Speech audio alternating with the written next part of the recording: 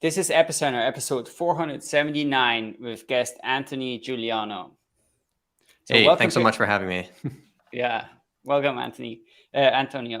Welcome to Epicenter, the show which talks about technologies, projects, and people driving decentralization and the blockchain revolution. I'm Brian Crane, and I'm here with Felix Lutsch. Today, we're going to speak with Antonio Juliano. He's the founder of dYdX. dYdX is the largest crypto derivatives exchange, or decentralized derivatives exchange. They have about 1.2 billion trading volume per day. It's also the largest layer 2 application on Ethereum right now, running on Starkware. And I'm sure a lot of people have seen some months ago, they've also announced that they're going to build their own Cosmos chain. So that also got a lot of attention. And so lots of interesting things to touch on. Thanks so much for joining us. Yeah, excited for the conversation. Cool. Well, I mean, let's start at the beginning. Like, how did you get into crypto, and what's the story of how you started dYdX? Yeah, absolutely. So I got into crypto in 2015 when I interviewed for a job at Coinbase, which was my first job right out of college. I kind of got to Coinbase differently than most people in that I didn't really know anything about Bitcoin or cryptocurrency at the time. It was just one of the 20 or so companies I applied to senior year of school. And I was kind of just more interested in finding a really high quality startup. But I interviewed, and all these people seemed really smart, really awesome, and really excited about this random thing that I didn't understand in Bitcoin. So I was like, okay, what the hell? Like, I really want to work with these people. Seems like an awesome opportunity and a great company, at least. And they all seem excited about this thing. I really get it, but I'll take a leap of faith and kind of at least spend a year or two working there. So went out to San Francisco, worked there for a year. I was like the 100th employee or so at Coinbase. And it was a really awesome opportunity just to get a chance to have a great front row seat to kind of see what was happening in crypto at the time. So there are a lot of really great people who since then have gone on to do really awesome things at Coinbase. We were fortunate to be, by far one of the biggest and kind of only one of the legit companies building in crypto at the time. So bunch of other really great people in crypto would come and talk to us. Like we had Vitalik come and talk really early. Joey Krug, the founder of Augur, come and teach us how to build smart contracts. And it was a really kind of pivotal time in crypto in terms of that was right around the time back in 2015, early 2016, when Ethereum was launched. And I think it took all of us a while to wrap our heads around what's possible with Ethereum. And I remember kind of learning from Olaf and Fred about, hey, what is gas? What are smart contracts? What is solidity? Things like that. And again, I didn't really get it, but I kind of took a little bit of a mental leap of faith because there were clearly all these really smart people that were excited about it. And I kept looking into it. And then I think at one moment, it just kind of clicked for me. Oh, like this is just Bitcoin, but you can build programs on top of it.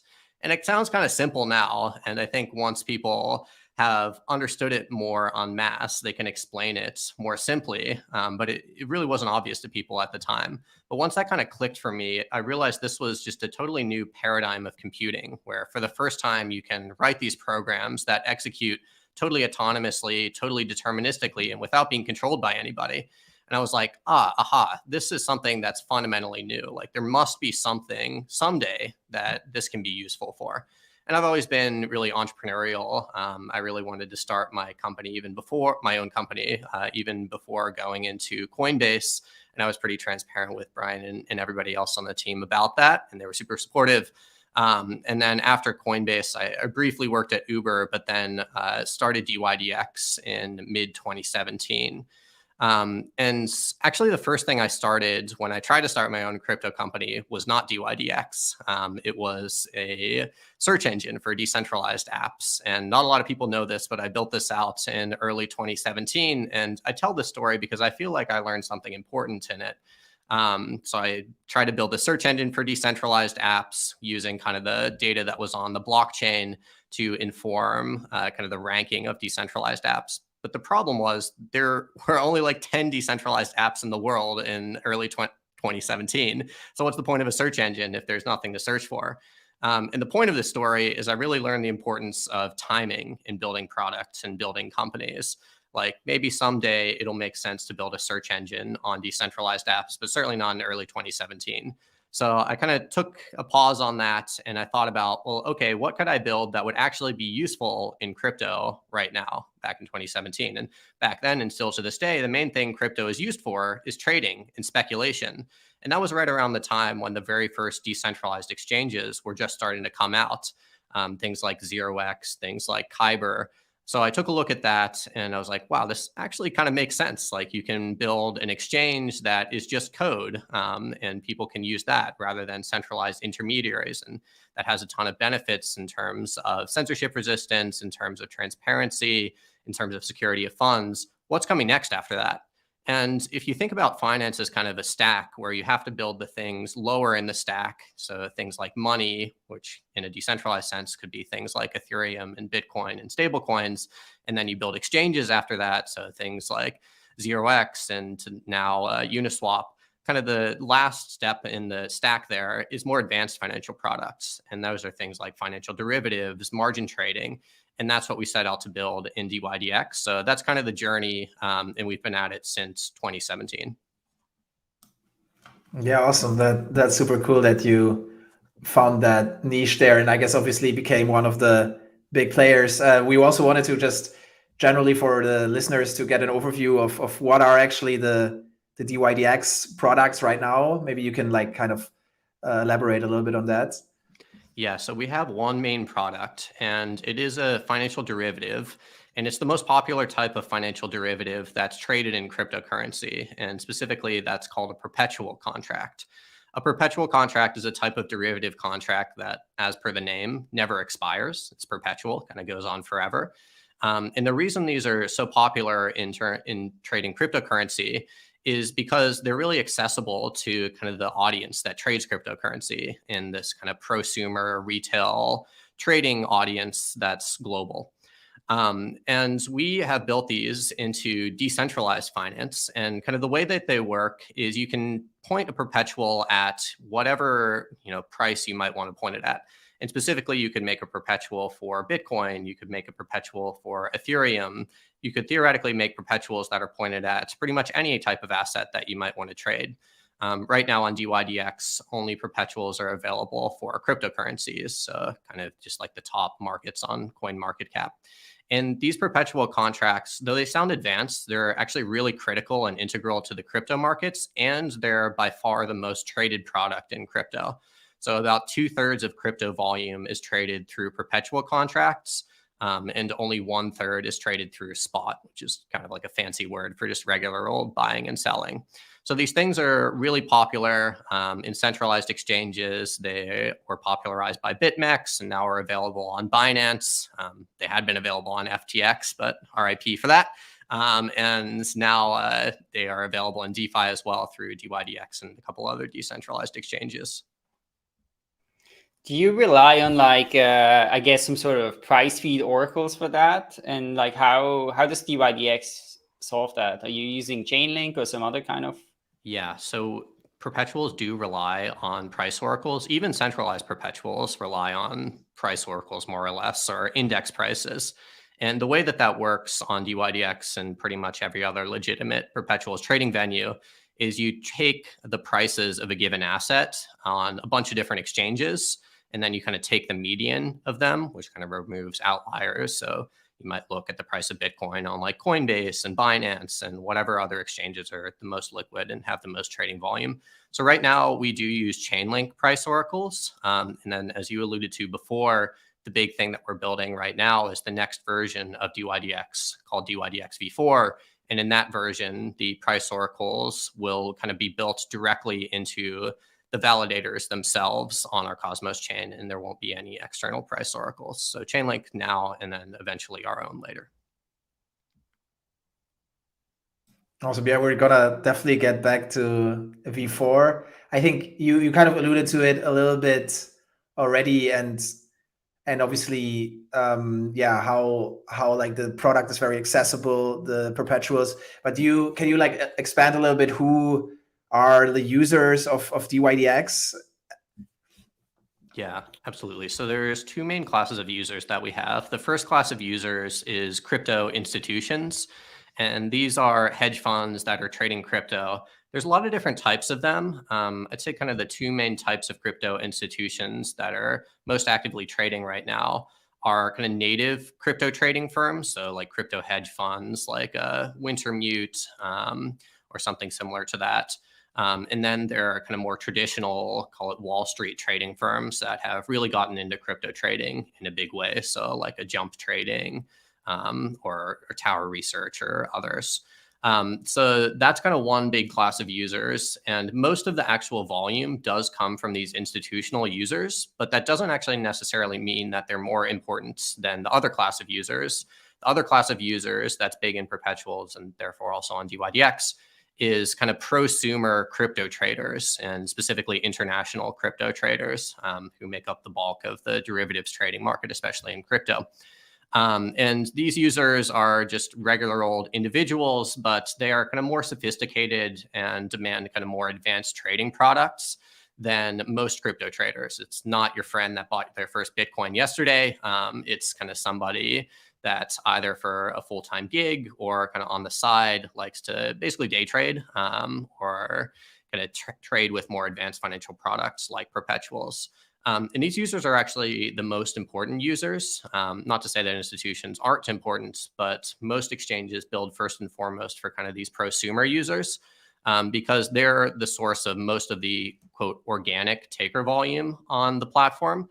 And that's kind of the most valuable volume. So you want to make sure the product is really excellent for those users and they have all the tools that they need to kind of maximize their returns, maximize their risk management and all of that. And then crypto is actually really different in terms of its market structure than traditional finance. In traditional finance, really almost all of the volume comes from institutions. Sure, there is some prosumer like retail traders that trade in the traditional markets through things like Robinhood, but they make up a very small portion of the overall trading volume. In crypto, it's completely the opposite, where a lot of the trading volume does come from retail, basically. And then the institutions will follow around wherever most of the retail volume is. So if you're an exchange or an exchange protocol, kind of the name of the game is attracting more of that volume. But we've also really intentionally set dYdX up to be a platform that is really accessible to institutional traders as well. And that's something that I think is pretty novel for a DeFi platform because we've really intentionally tried to make the technical trading experience on dYdX similar to a centralized exchange, actually, because that's what the users are used to trading on. So like there are API endpoints that feel really similar to a centralized exchange API endpoints. And that makes it much easier for a lot of these institutions to come and trade on dYdX as their first foray into DeFi. And fast forward to now, we've actually been really successful with that. And pretty much all the top crypto trading firms are trading on dYdX now, as for a lot of them as their first thing in DeFi. And I think that was a really intentional thing we tried to set out and do. Yeah, I mean, I'm somebody who's, I guess, a long-term crypto investors, but not a trader, right? So I've mostly been the sort of, spot volume type user, but I was, did some, like, put on some trades on dYdX before, because I wanted to, try it out before a podcast. And I have to say, it's like so smooth and intuitive, and like, yeah, super straightforward. So I think that was really really nice user experience, really nice flow. Yeah, I'm glad to hear it. And that's been something that's been an intentional choice as well. Like I was mentioning before, is trying to make the experience, again, feel like just a regular old trading venue. And that's actually pretty hard to do from a technical perspective in DeFi. But doing things like being a really early adopter of a lot of these new technologies, like you mentioned it before, but currently we're by far the largest app on layer 2. And then fast forward to the next thing that we're building, we're going to be building sovereign, our own basically blockchain for dYdX. And all of that is kind of centered around the user experience. That I think you kind of alluded to like a bunch of stuff that like maybe it's a kind of a larger question here. What do you think are the main things that you did right and that allowed dYdX to get so successful? So I think one of the first things is that we were early, actually, and that gave us kind of a lot of time to learn and build and iterate. Kind of gave us more shots on goal to build the right thing and build in a really iterative approach. But if you are really early, and certainly we were when we were founded in 2017, and I think even now DeFi is in the really early stages, you have to combine that with a really long-term approach towards what you're building and kind of just the internalization that what you're building really is not going to take off probably for like 5 to 10 years plus. And I still think that's the case in DeFi today. And I think a lot of people don't build with kind of that long-term focus. And that's probably the reason like 75% plus of kind of call it new ventures and new markets fail. So I think that was probably one of the first and biggest things. I think this focus that we have on building a great product experience was really useful as well. And then just building a really strong core team and especially a really strong technical core team. Like we, again, have been building smart contracts for over 5 years at this point. Like I don't code so much personally these days. But I coded a lot of our early smart contracts along with some of our early engineers. We set a lot of the paradigms for how smart contracts are built. And I think it's also this mentality that we have of risk taking from a product perspective. And I think what I mean by that is like we've made a lot of bold choices from a product perspective. And I think we've executed on them pretty quickly as well, especially in crypto terms. So like we've been talking about, dYdX is currently on layer 2. And I think it's been basically 2 years now that we've been on layer 2. I know it's gotten a lot more popular recently, but like we were on L2 before people were really even talking about it. And that was a really intentional choice. And we did that. And the previous L1 contracts are kind of sunsetted. And that was kind of risky, right? Because we had something that was working on layer 1, but we went out and we felt strongly that this new technology could give a better product experience because it can process way more transactions. And, in a previous version, our users are just getting absolutely hammered by gas fees. The latency is way lower. So Brian, like you mentioned, now our product can feel just really snappy, kind of, again, more like a centralized product. But kind of being that trailblazer and when there hasn't been a really great example of a previous project building on some of these new technologies that's gotten a ton of adoption, I think can be scary because a lot of times just in life and in company building, especially, you feel like you have something to lose. It's like, okay, we have this like thing that's working and we could build on it more iteratively, or like, okay, let's just like wait and see what happens with layer 2, for example. But instead, we've just really put our foot forwards and be like, no, like we believe this is the best technology and the best product that we can build. And I know we're going to talk about it later, so I won't get into it too much, but I think this is a similar mentality that's caused us to make a relatively controversial technology choice in our next version, which is to kind of abandon L2s almost at the time when everybody is like finally hyped on them. And move to our own blockchain. But we can talk more about that. So I think it's that mentality, and then also just the experience and capability of our team to go out and execute on a lot of these things that really have never been done before in crypto. Cool. Thanks so much. So I have kind of like the sort of the corollary question on this one.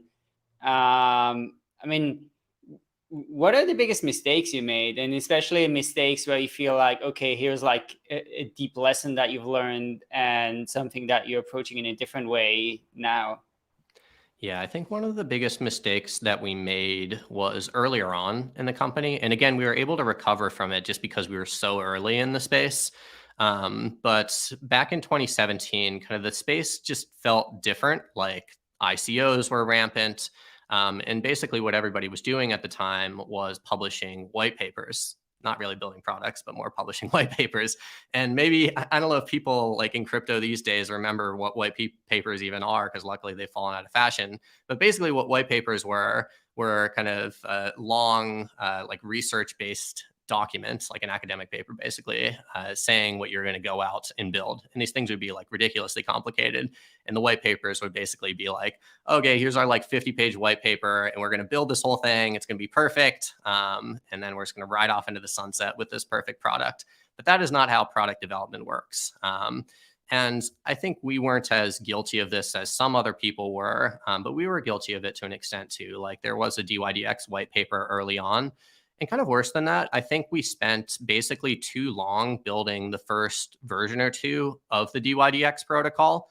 I think the first one took us about a year or a little over to build, which again is fast. But we have good developers, and like the problem with the first version was we were just trying to consider like every case. We were trying to build a really general protocol, general meaning like you could do a ton of different types of things with it, rather than having a really specific use case for the product. And that caused us to build a ton more features. And this is a really common story, not just in crypto, but in product development in general. Oftentimes you go out and you're really excited about something. You build out the early version of the product, but you add way too many features to it. And then it ends up like 90% of those features you don't even need. So you're like, why the heck did I spend so much time building this first version of the product? But the story here is it's really important not to build something kind of for the future, but for right now. And I think that kind of resonates with the story, even the founding story of dYdX that I told earlier. I think too many people in crypto kind of build for too far into the future. And that's not to say that the future is not important or that we shouldn't pay attention to it, because we are super early and we need to know, or at least have some like guess about what the future could hold. It really impacts the decisions we make right now. But like that being said, like the only thing that matters when you're building products is building the best possible product for right now, or maybe like for the life cycle, the next year or two of the product. So I think fast forward to now, we have hopefully taken that more to heart and are really trying to build, again, the best possible product for right now. And I think we've learned our lesson. Yeah, I think what I wanted to talk about a little bit is kind of the competitor almost to this order book design that you kind of pursued, a more traditional look that definitely also had like a big success moment with Uniswap. So basically automated market makers, or AMMs.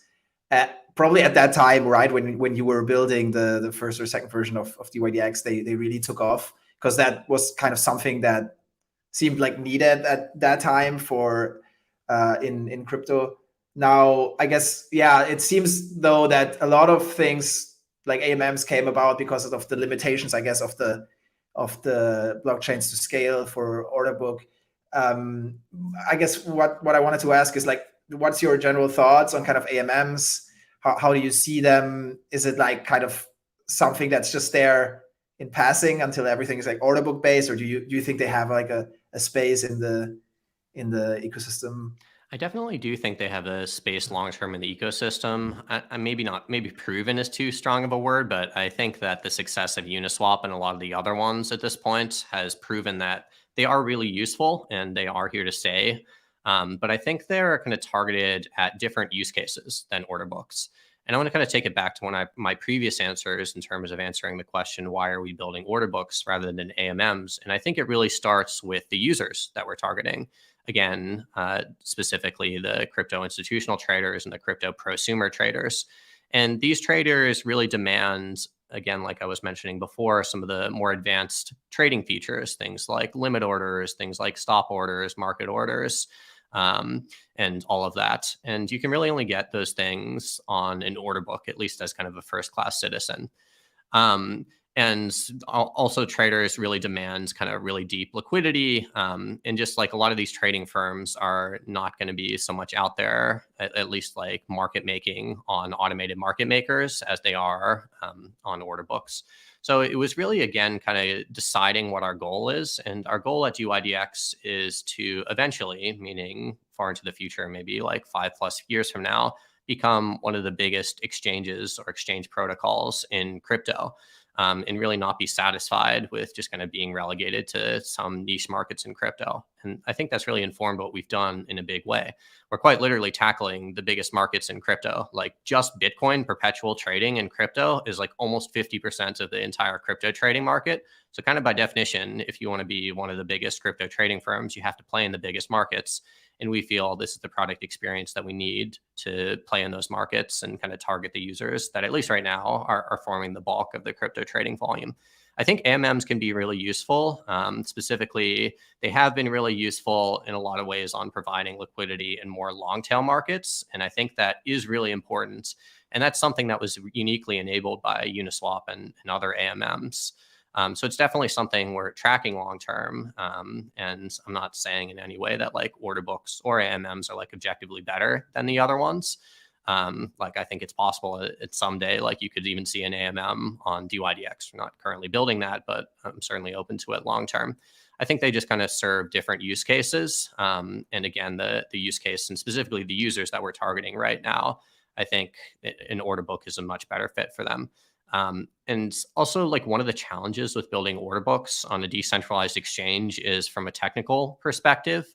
Order books require much, much higher throughput than automated market makers, probably on the order of like 100 to 1,000 times more throughput than automated market makers do.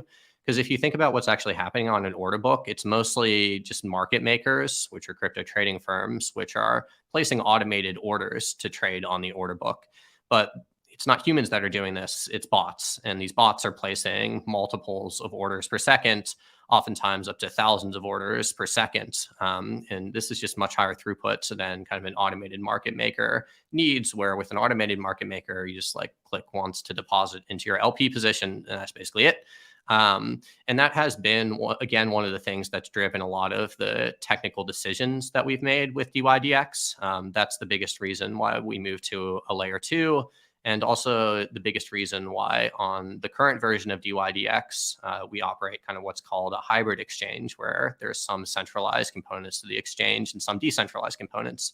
Decentralized components, of course, being the smart contracts that custody user funds and operate the protocol, but the centralized components being the order book. And the main reason for this is because it requires really high throughput. This is actually kind of the main thing that we're solving in dYdX v4, where we're building kind of the very first decentralized but off-chain order book that can serve on the order of 1,000 order places and cancellations per second. And we're really only able to do this because of the technical decision that we're making to build on the Cosmos chain. And yeah, we can definitely go a lot more into that, but I'll kind of stop there for now.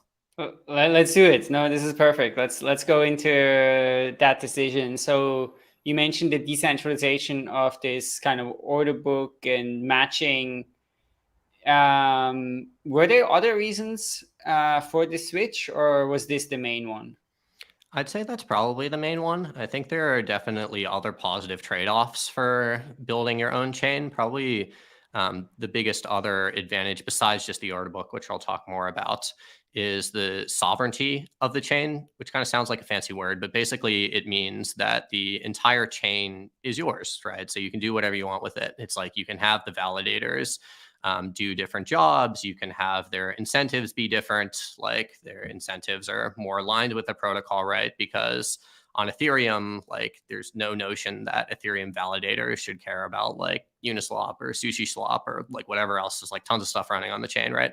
But on our own chain, it's like all the validators are dYdX validators. And just as an example, that actually can help you if you're trying to solve certain things like dealing with MEV, for example. But back to the kind of critical portion of the decision, it really was what I was mentioning in terms of the throughput that's needed to serve this product that we felt like we needed to build in a decentralized order book. And kind of the decision as we thought through it. So we effectively wanted to replicate what we have right now, more or less, and improve on it, hopefully, but replicate it for the most part, but in a fully decentralized way. That was always really core to the ethos of what we're building and was always the plan.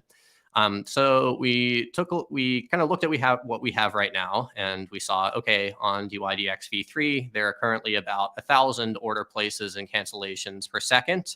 And actually, if you kind of look into the future with some of our ambitions, that's pretty low for an exchange. Like if you look at something like a Binance, I'm sure their throughput is orders of magnitudes higher than that. But at least for right now, let's like try to be satisfied with 1,000 operations per second. And again, kind of replicating the performance that we have in dYdX v3 right now.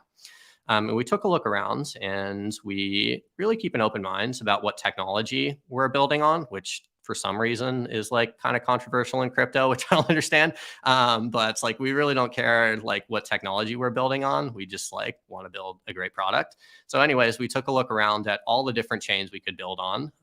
We looked at things like Starknet. We looked at things like Optimism, like Solana, obviously like Cosmos, even other chains.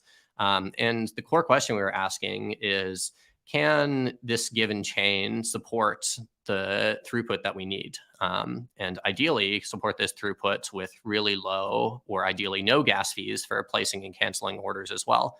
So again, if you think about the use case that we're trying to solve for, it's really, at least on the maker side, for market makers to be able to cancel and place orders really quickly and cheaply. So we took a look around and we were like, none of them can even close to support like 1,000 places and cancel, or like transactions basically per second with low gas fees. I think L2s right now have a lot of promise, and I do think they'll improve a lot long term. But again, to pull back from one of the things I said before, really the thing that we want to do is not build for like 5 years from now. It's to build for now and like the next year or two. And currently L2s aren't really able to support, you know, that order of transactions per second. It's more like if you just literally go and look like this publicly available information, like the transactions per second of like Optimism and Starknet is kind of on the double digits rather than like the triple digits right now, suffice to say.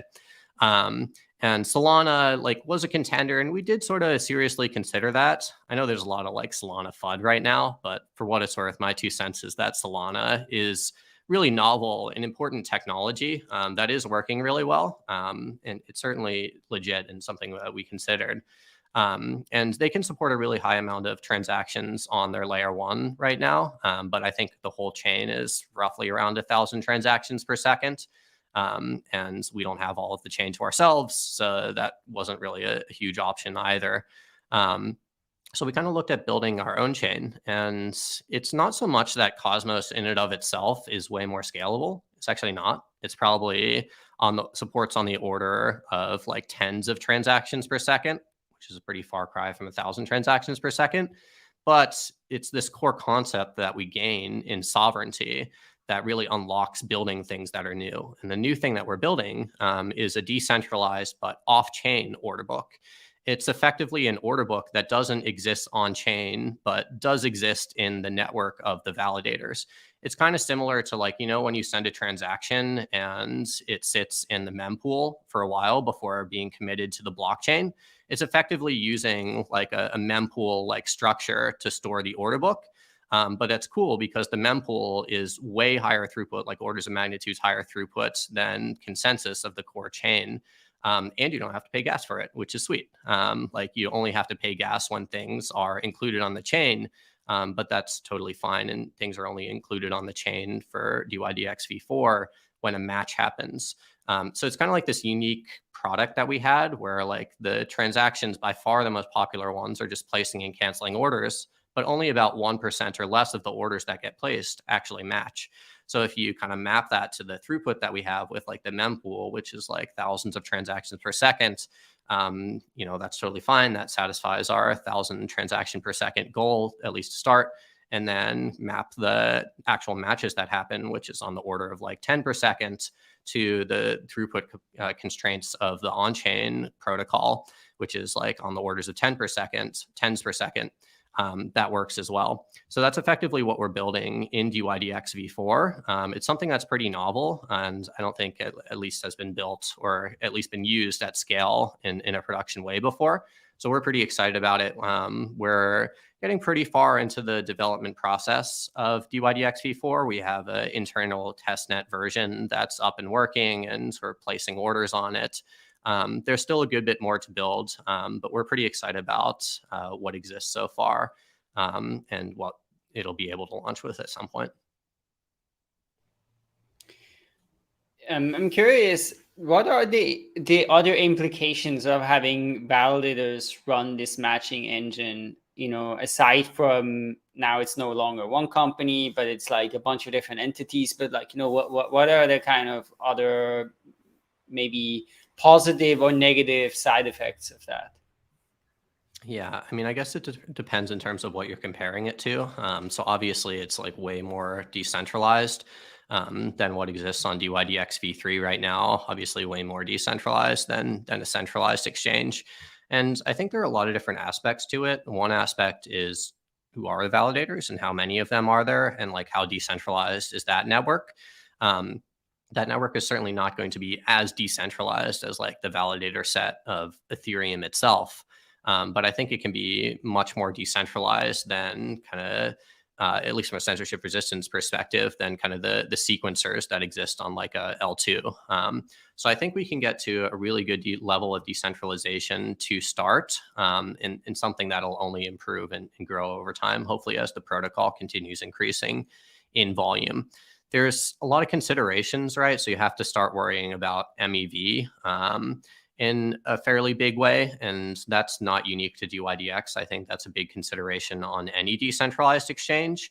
We're still looking a lot more into this from a research perspective, so I won't go too deep into it right now.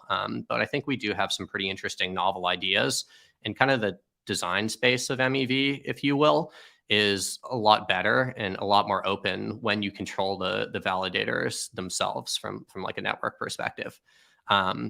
So I think that gives us more tools to be able to tackle MEV from like a protocol perspective. So I think that's a pretty big consideration. I think it's also probably maybe obvious, but worth stating, like when you build this matching engine and you build this order book and the entire exchange in this decentralized way, you get a lot of the benefits of decentralized exchanges in general in terms of things like transparency. Now the order book is entirely open. Everybody can see what's on the order book. It's like provable. In terms of security, like the security of the network is, proportional to the decentralization of the network now. Everybody can see the rules of the chain. Everybody can see where the funds are. So things like what happened on FTX would just literally be impossible on an open protocol like this. And then a lot of the really great access that you get with decentralized exchange as well, in terms of it's much easier to use from certain perspectives. It's much easier to build things on top of it. And you can kind of build this open network that others can contribute to and can build on top of. So I think it's a really big step forwards. And I think it's also unique in the sense that we're kind of really directly trying to take on, from a product perspective, what exists on centralized exchanges. And I think we're trailblazing like technology that hasn't existed before, that hopefully is making that more possible over time. And we're not intending for, or even expecting for, this to kind of go out and be one of the biggest exchanges in the world on day one. But I think it's a really good kind of building block to move forwards with. And we always try to keep a really long-term approach towards what we're building. And our goal is to, from a protocol perspective, become one of the biggest exchanges more on like a 5 to 10 year time horizon. But this is really the best possible product we feel we can build right now. So maybe just another question on this. So you said like you see the Cosmos chain scaling to, tens of transactions in terms of like, on-chain transactions, and then, supporting kind of thousands or 1,000 transactions. How far do you think this could scale with this sovereign Cosmos chain? And what do you think are the most important, changes or directions that, need to happen for, to reach like a higher scale with it? Yeah. So in terms of order of magnitude, I think there's definitely like a 10x improvement that we can get, probably both on-chain and off-chain at least, from just like tuning things basically. So you have to, when in computer science in general, if you think about scalability, you think about bottlenecks. Okay, like what is the bottleneck that's causing, my maximum off-chain order sent to the mempool to be like, 1,000 or 2,000 or whatever it is. And I think one of the biggest things that we found so far that's been a bottleneck is the message propagation, which sounds like a fancy word, but it's basically like, so, okay, you have like a network of a bunch of validators, right? And then when you send a transaction to the network, it first gets sent to one of them, but then it has to like propagate to all the other ones in the network. So it's like validators sending messages to each other, basically. And that right now on Cosmos uses a pretty standard technology. This has actually been one of the big things we've noticed Solana has been focusing on to achieve improvements in scalability, is their message propagation. So there's some learnings that we can take from there and some learnings we can take from elsewhere. And again, it's cool because we can literally build like whatever we want, right? Because we control what we're building is like the software that the validators run. So we can change things like the message propagation. And I think that is just one example of something that can lead to, I don't know exactly what it's going to be, but probably like potentially a 5 to 10x improvement in scalability. Things like just improving the CPU usage of the validators themselves can improve a lot the on-chain scalability. So there's a lot of different levers that we have, and a lot of them are pretty technical, honestly, and pretty like low-level programming. But I think it's cool, and again, similar to my answer on MEV, you just control a lot more of the stack. So you have a lot more things to play with in terms of improving throughputs over time.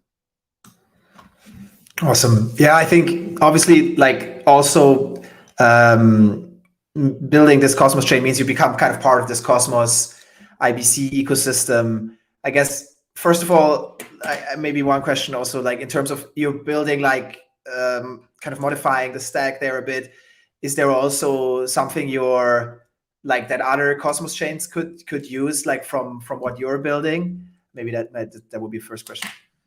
Yeah, so in terms of IBC, for those who aren't familiar, it's basically a bridge more or less that's kind of built into Cosmos natively, but it's fully decentralized. It's much more secure than other types of bridges, just because it's kind of, again, built more into the blockchains themselves than kind of like on top of it. And we are integrating with IBC in a big way. One of the exciting things that we help to push for is a launch of native USDC on Cosmos. And the way that they're doing this is kind of interesting. They're basically building a sovereign, their own blockchain that will run USDC and potentially other things as well. But we can still, on the dYdX chain, use this native USDC because you just IBC it from the native, what's called the Noble chain that they're building over to the dYdX chain. It's also cool because one other example that we're literally building right now and probably going to be using is for onboarding. So you might ask or try to solve the product question, like how do you get USDC from Ethereum to the dYdX chain? And we're going to integrate with things like Axelar to be able to do this. But it's cool because you can use Axelar as a bridge, but at the end of the whole thing, you can end up with native USDC, which is much more secure. Like you don't have to worry about like bridge hacks or anything like that. And the way that we're doing this is you effectively use like Axelar to bridge Ethereum USDC to actually Osmosis USDC, Osmosis being just a separate Cosmos chain that operates a DEX. Then you do a swap on Osmosis's new stable swap feature for Axelar USDC to native USDC, which will also exist on Osmosis. So now, like the user has native USDC, then you use IBC to move that native USDC from Osmosis over to the Noble chain, over to dYdX.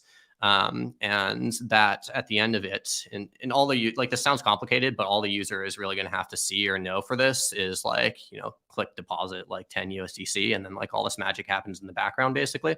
But it's, again, cool technology, and I think shows the power of composability with things like sovereign blockchains. And I think this is a really good early use case of it.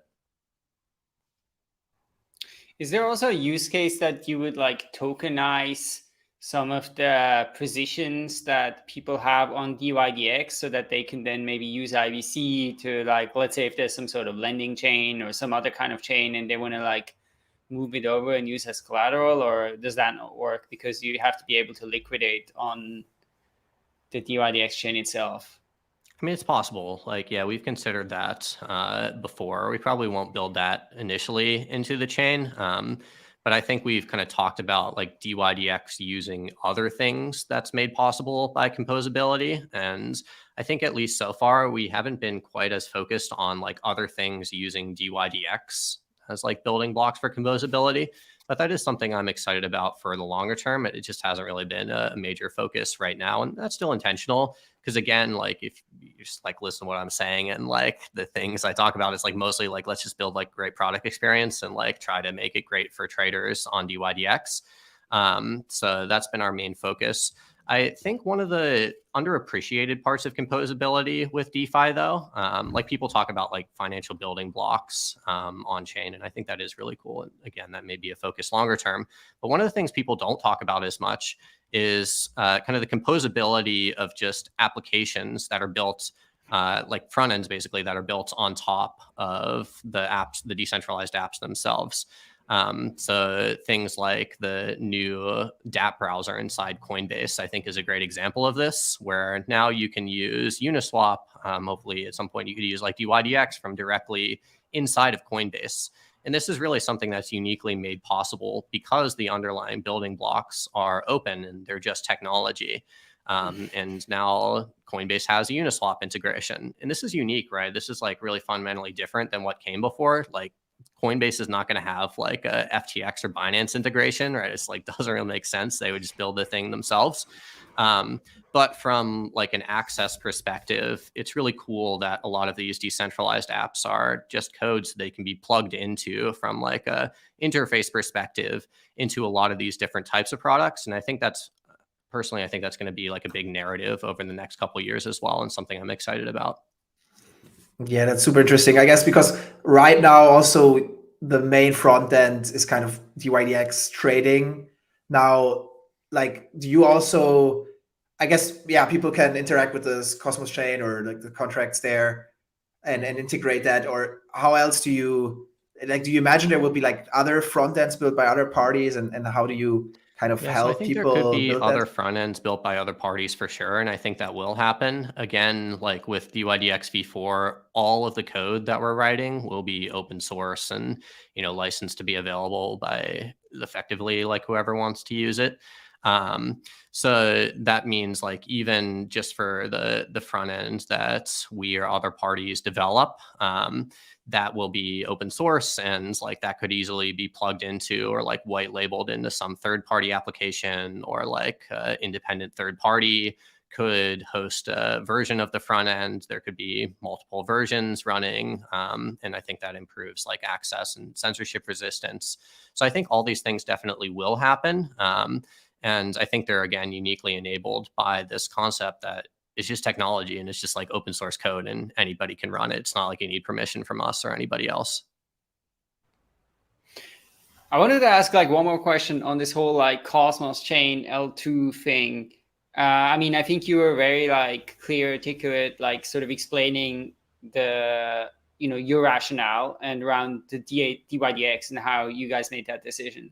But I'm curious, and of course, right now this is like big debate, and I think I have a sense at the moment there's like some narrative again gaining momentum that ETH is the settlement layer and it's the ultimate thing, and the L2s and everything will be there. And of course, you do have also this more thesis around sovereign chains.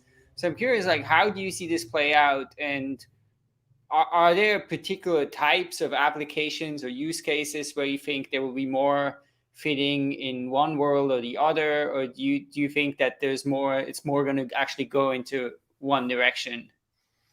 Yeah, so I think maybe just zooming out a little bit, like one thing that muddles a lot of these discussions and I think causes people to just yell at each other and say different things basically is time horizons and what I mean by that is like, okay, you would ask that question, but like what time horizon are you asking that question on? Are you asking like, okay, what should we literally use and literally build if we want to build the best possible product in a year or two from now? Or are you asking what is crypto going to look like 10 to 20 years from now? And those are very different questions, I think. Again, like the thing that we really care about in terms of what we build right now is the first one, in terms of what can we literally use to build the best possible product right now. And it just would have been, it's like literally impossible for us to like build a product that we wanted to build on top of like an L2 for some of the reasons that I talked about before. And I'm not sitting here saying that like everybody should build their own sovereign blockchain. Like that's not at all the case. Like if I were building like a Uniswap or like an NFT exchange or something like that, I would definitely just build on like an ETH-based L2, almost definitely. And there's different use cases for different things. And I think rollups do show a lot of promise long term. I'm really excited about like Stark-based rollups, long term, like ZK proofs, basically. We're literally like the biggest user of them right now in the world. Like we're the biggest use case of like ZK proofs in the world by like transaction volume, probably like anywhere. So I'm excited about them long term, and they literally work. But there's a lot of limitations. And I think one of the big narratives of crypto, and I've been in crypto for like over 7 years at this point, is that things take longer than people think they're going to take. And that causes people to kind of get into this like hype and bust mentality where it's like, okay, let's like take L2s as an example. Yeah, they work right now. Like they're great. Like we're using them. Are they everything? Like, do they do everything? Like, no, absolutely not. Like, and are there like answers to how we can make them better long term? Like, yes, absolutely. And great people are working them like Starkware and Optimism and other teams. But technology is really hard, and like especially emerging technology is really hard, and those problems are not going to be solved in the next year or two. They're probably going to be solved in like 5 years or 10 years or maybe even 20 years from now, for some of them. So I think if you look at technology on different scales, you'll come up with like different answers of like what's most likely to be the thing that dominates long term. I think we've kind of seen, and it's actually been surprising to me too, this kind of narrative of, okay, everybody like started on Ethereum basically, at least for smart contracts. And now there's been kind of this explosion to like a bunch of other chains. Like there's Polygon, there's Solana, Avalanche. I don't know, there's like at least 10 of them that people use these days. And I think that'll continue for probably the next year or two, maybe 3 at least. And then I think we'll probably see like a consolidation more towards like the ones that are really working long term.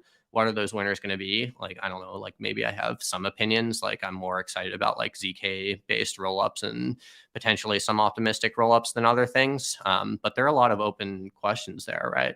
Let's just take like an obvious one. Like actually rollups don't do very well on censorship resistance right now because they use like a centralized sequencer, the sequencer sort of being like this service basically that runs the L2 rollup and publishes the rollup chain back to the base chain like Ethereum. But for all of them, basically, there's only one right now for like Optimism and Starknet. And that's a problem. And it's like people are working on solving that. Like I've talked to Starkware about this, talked to Optimism about it. It's a hard problem. So it's probably going to take like some amount of years. But if you think about, well, okay, from like dYdX's perspective, we really care about open access and censorship resistance. So, you know, we actually think in a lot of ways, like what we're building on dYdX v4 is going to be more decentralized from like an access perspective than if we were building on like an L2 with a centralized sequencer. Again, is that going to be the case forever? Like, no, probably not. But like, that's functionally the reality of what we're building on right now. So I think it's important to just kind of take a step back and like think about like different time scales when you're asking these questions as well. And I feel like most people don't do that. Yeah, I think it's super interesting that you guys have been like remaining so adaptable and kind of switch through the versions. Like you can even see it, right? It's now v4, and it sounds like you're not kind of saying that there couldn't be like v5, obviously, and something else. And obviously, there's always like some sort of migration involved from the previous product. Can you maybe expand a bit how it will be in v3? I guess it will keep running, and v4 will come up, and maybe also like how you plan to do this migration, but also maybe some sort of tips of how to like do such a migration for other people building maybe on the wrong stack right now. They want to like do a similar thing. What you have learned doing it for so many times already. Yeah, I mean, I think there's different approaches to it. I'm more a fan of not so much like forced migrations from one product or protocol to another protocol, but more just kind of like launching the other protocol and then people can migrate to the new one if they choose to do so. And I think this is similar and kind of akin to how like a Uniswap v3 versus like a Uniswap v2 was launched. And that's going to be a similar approach to what we take with dYdX v4 as well. So dYdX v3 will continue to operate for a while at least, and then dYdX v4 will at some point be launched, and then these things will probably run in parallel for some amount of time. There will be some process by which you could move your funds from dYdX v3 to dYdX v4. Kind of touched on that a little bit with the deposit and like the bridging process I was talking about earlier. But I think that's kind of been the best practice, is just to allow users to use both. Don't so much worry about like migrating like a live system, because number one, that's actually really, really hard to do from a technical perspective. Like if we take an example of like the Ethereum merge, actually, like they didn't run both in parallel. They just like literally upgraded all of Ethereum at once to using proof of stake over proof of work as a separate example.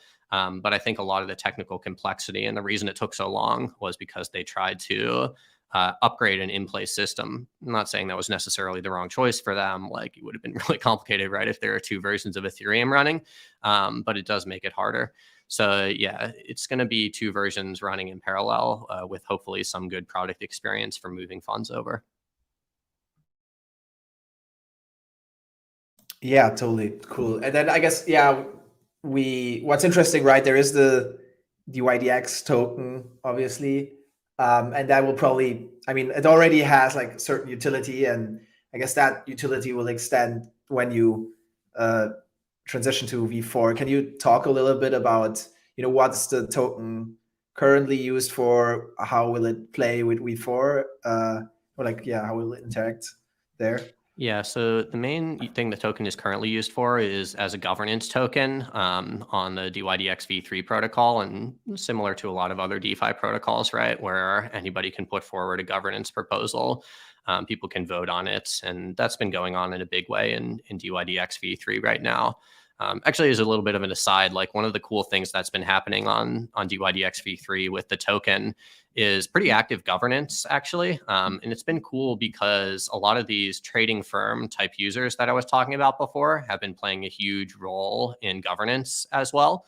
And I think that's something that's been exciting, and I think will continue to operate farther into the future. And this is a cool concept, right? Where like if this exchange or this exchange protocol can be controlled by the users of the platform rather than like an independent third party, like some random company, that's like a fundamentally new concept, and I think will just align incentives a lot better between the users and the exchange itself. And I think that's something that's sorely needed, especially after FTX.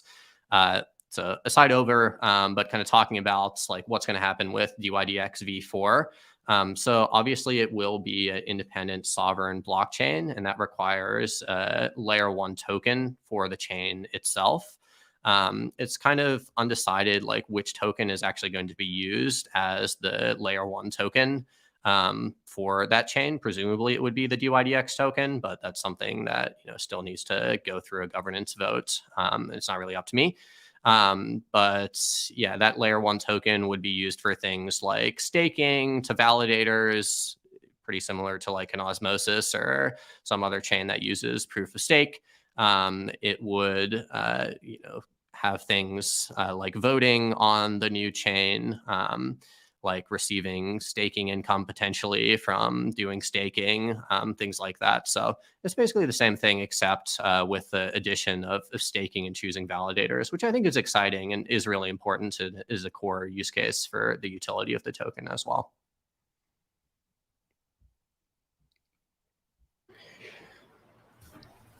We also wanted to talk a little bit, like zoom out a little bit and talk a bit more about sort of DeFi and CeFi. I heard you say in another podcast that you think it might take around 5 to 10 years for DeFi to be able to like really compete with CeFi. What do you think are the hardest challenges that have to be solved for that to happen?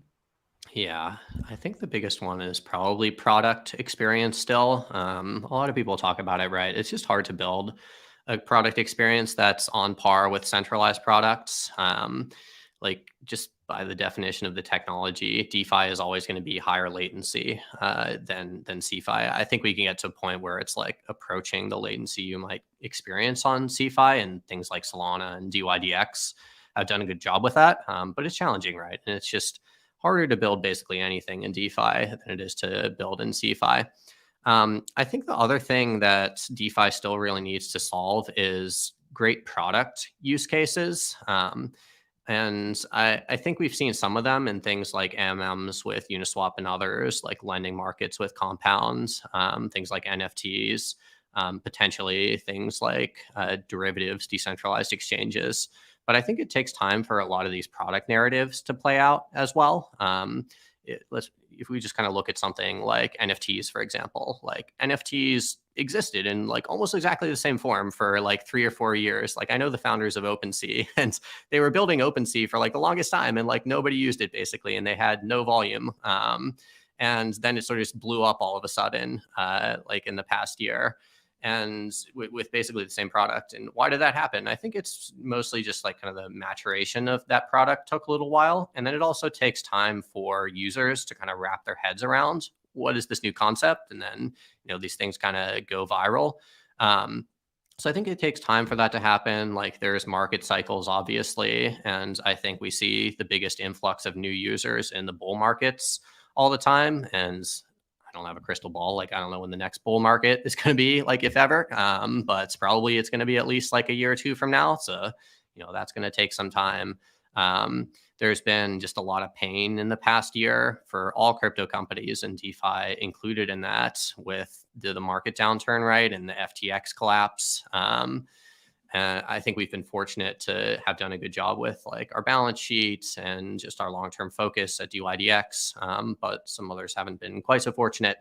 There's negative regulatory headwinds, and there's a ton for us to do on the education side to policymakers and regulators, to get them to understand, at least first of all, like what's going on, and then for them to realize that there is a lot of positives, even from their perspective, for what they're trying to accomplish, that DeFi can offer. Like, I mean, everybody's like talking about this on crypto Twitter after FTX, right? It's like, this is literally impossible. It could not have happened on a decentralized exchange.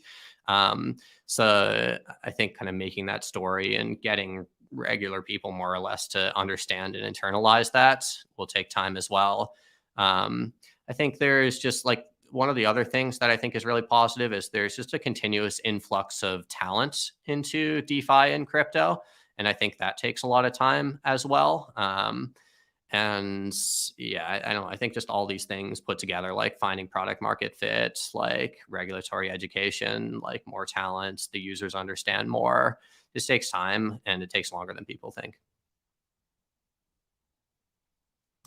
Like, do you think like looking back in a few years, the FTX collapse will kind of have helped the DeFi ecosystem, or like how do you see it right now? So what I told our team is I think it will certainly help DeFi in the long term. Again, like the 5 to 10 year future that we were talking about. But I think maybe it helps DeFi like a little bit, like right now relative to CeFi. But I think the damage it did to the overall space is so negative that probably, plus and minus for DeFi companies, it's negative in the next year or two. Just with things like, obviously the prices got hammered, the confidence that traders and investors have in the space was super shaken. The like negative regulatory headwinds that I talked about. So I do think it's going to be negative for the next year or two, and you have to like prepare ourselves for that.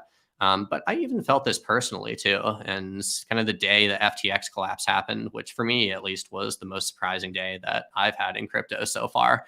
It really gave me a ton of resolve and confidence that what we're building like has to exist at some point. Like, I don't know, maybe I'm crazy, but like once you kind of wrap your heads around like what a decentralized exchange is, or not even what it is, but like what it could be, you're like, this is like better, right? Like this is just has to exist like in some form in the future, long term. It solves a lot of these problems. It creates this open, like equally accessible financial system for the world. And you like look at like a lot of the mission statements for some of these companies. Like if you look at the mission statement for like a Robinhood, for example, it's like they want to democratize access to like, I don't know, finance or whatever. And Coinbase's, at least for the longest time, was they want to build an open financial system for the world.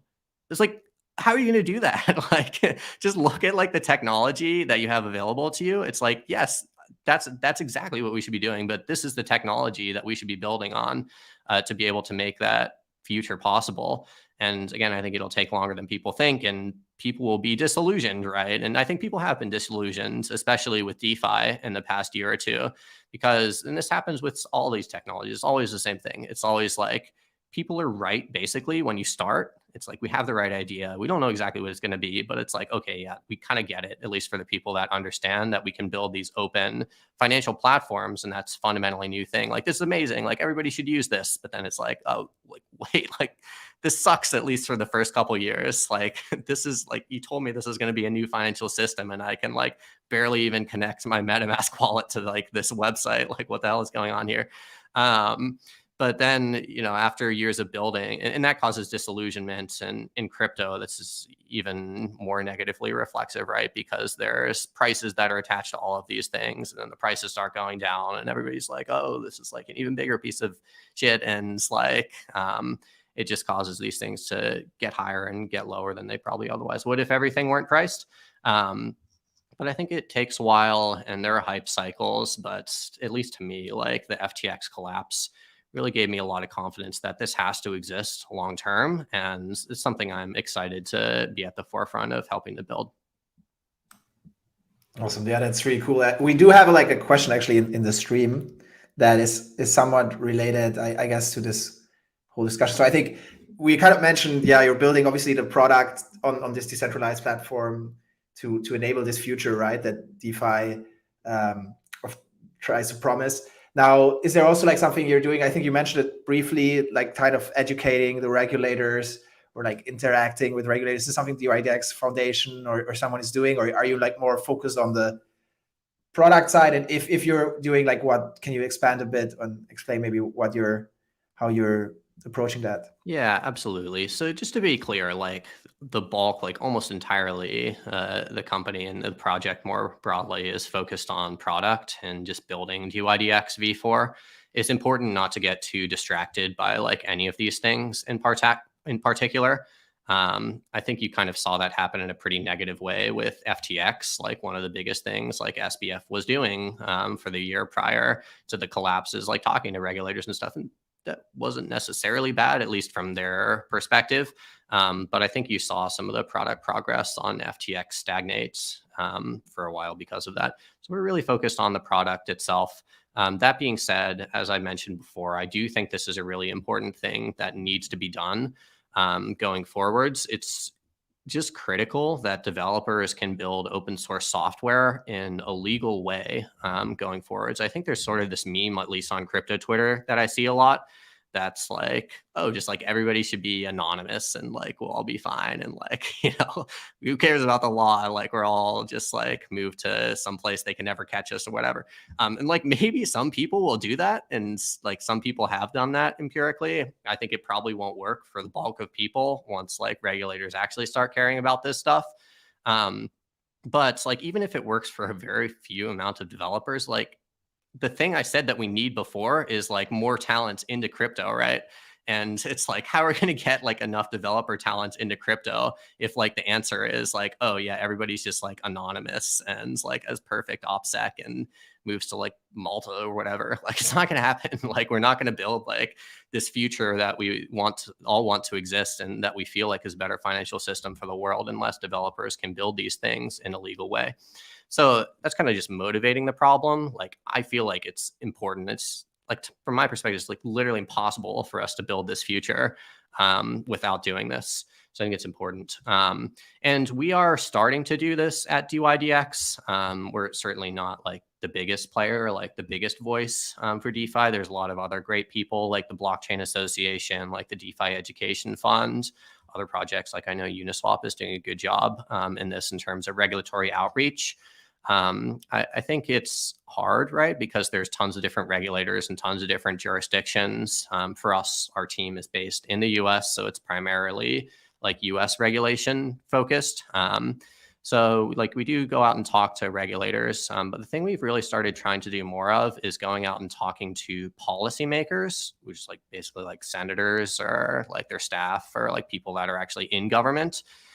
Because the kind of realization that we've come to and a lot of people have come to over time is that a lot of the laws that exist right now just clearly don't make sense for crypto, right? It's let's maybe just take an example, an obvious example. A lot of the derivatives regulation in the US is based around transparency, which makes a lot of sense, right? You want to make sure, as per FTX, that when you're trading on a derivatives exchange, you know where the customer funds are, right? That's pretty basic. We can all agree that that should be the case. So a lot of the regulation focuses around that, and there's all these requirements, and you got to have people and submit audit reports and all this stuff, whatever. But in DeFi, it solves it. It's go look on Etherscan. It's 100 times better than any auditing or licensing we could ever do. So like, why the heck, like, do you have to submit like an audit report for where the customer funds are with DeFi? Like, just go look at it, like Etherscan right now. Like, it doesn't make sense. And there's like, even worse than that, like there's like just not a lot of there's not any ways to comply with like certain regulations for a smart contract, because the regulations just weren't drawn up with that in mind. So like, realization two, like, we feel like it's obvious that there needs to be new policy, not just like new regulation for some of these things long term. And policy also is just like much more open-ended, right? I think regulation a lot of times comes down to what literally are the laws. It's not really so much regulators' jobs to like change the laws, right? More their jobs to interpret the laws and enforce the laws. But if you're sitting here saying, well, like, some of these laws just like don't really make sense, then you have to go to the root of the problem, which is policy. And I think policy, unfortunately, takes a really long time, right? But we still feel like it's worth doing it because of the time horizon that we're building for. And we want to ensure that developers can continue to build a lot of these things in a legal way. Like, specifically, I've done some meetings with like staffs of various senators, things like that. We have just recently hired a really great head of policy that we're excited about. And I think it's great that there are so many third parties that are out there that are kind of making the case for DeFi to policymakers, and that's absolutely important and should consider. But I think one of the things that hasn't happened so much, but I think is really important going forwards, is literally the people that are building DeFi to go and make a name for themselves and like go and be the ones that are out there like educating people on what is DeFi, like how could it possibly have solved the like FTX collapse? What are the risks? Like, how should it be regulated? And I think just like starting that conversation is really important, and something that we have really just started thinking about at dYdX, but I think will become more important over time. Cool, amazing. Well, final question, and it's maybe a little bit like different topic. So aside from dYdX and crypto, what are you most interested in at the moment? Yeah, so I mean, maybe in crypto. I don't know. I've just been working in crypto my whole career, so I barely even think about anything else, or don't know that much at least. But I'm excited about NFTs. Like, I think NFTs are something that's newer, right? And I think they probably will experience this like trough of disillusionments every new technology goes through. But yeah, excited about things like OpenSea and Magic Eden. Excited for a lot of the infra work to continue on crypto. When we talked about some of it, right? Just like the L2s continuing to improve, different L1s. And yeah, I mean, obviously I'm excited about DeFi. I don't have any like super hot takes for you, because I feel like one of the things in crypto is people just get excited about like random stuff that doesn't make sense to. And I think there's only like 3 or 4 narratives that actually do make sense to me, at least in crypto, which is like DeFi, NFTs, like infrastructure, and like data, basically. Like, I don't find anything else super interesting. That's not to say like nobody should build anything besides that. Like, I would not have included NFTs in that if you'd have asked me a year ago, and I would have been wrong.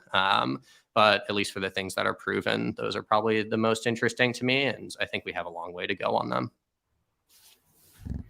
Cool, amazing. Well, thanks so much, Antonio, for joining us. Really appreciated how like succinct, to the point, like, you kind of answered the questions and like went through kind of dYdX's history and what you guys are doing. Super exciting, and I'm really excited to see before what you guys are gonna do in terms of building that chain, and also in terms of just pushing forward the app chain thesis, the Cosmos SDK, the Tendermint, like so many different things that I think are going to be like super exciting. So yeah, excited to see what you guys are going to build and how it's going to develop. And hopefully we can, resume that conversation at some point in the future, maybe when there's like V5 or something like that coming up.